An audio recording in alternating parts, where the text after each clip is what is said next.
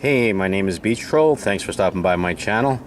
In today's video, I'm just going to give you a couple of quick tips on if you bring your vehicle to a service shop to get your oil changed. There's a couple of things you want to check when they complete the oil change. This is just from past experiences that I've had with oil change shops. They're not always up to par as they should be. One of the first things you want to check when you get the vehicle out is check your dipstick for your oil.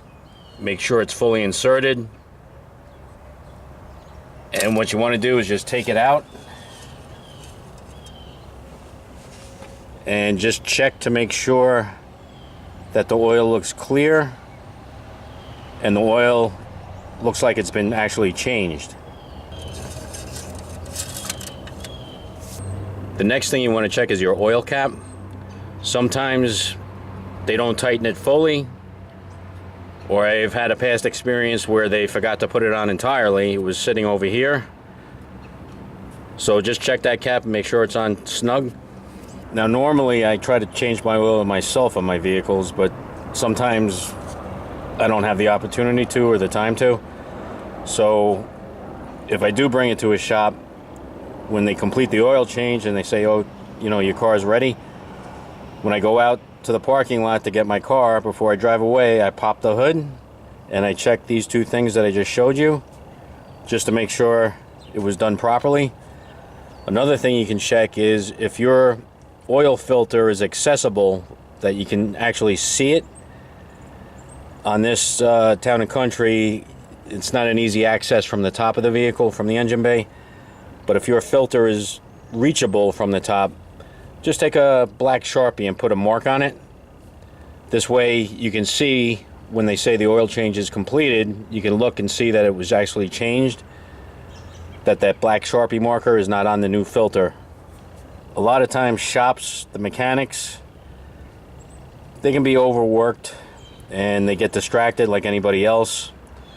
So you just want to check these few things just for your peace of mind, because the oil in your engine is like the blood in your body.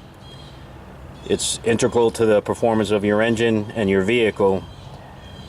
You invested a lot of money in your vehicle, so you don't want it breaking down over something simple as something not being put back correctly. Another thing to check is the sticker that they put on your windshield. Make sure they put a new one on with the correct mileage for your next oil change. I had to bring this vehicle in a few days ago to get an oil change at a local shop. I asked them to put in high mileage synthetic oil, and when I went out to get my vehicle, they never changed the sticker. So when the technician came out with the new sticker, he put this mileage on, which was only 3,000 miles for the next oil change.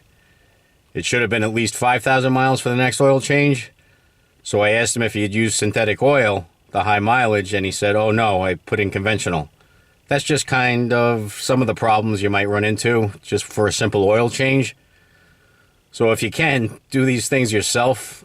You know it's done right, and it'll go a long way in, you know, preserving your engine if you do it yourself. Well, that about wraps it up.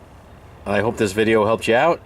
If it did, I'd appreciate it if maybe you can give me a like and consider subscribing if you haven't already. You could also comment down below if you have any horror stories on when you got your oil changed.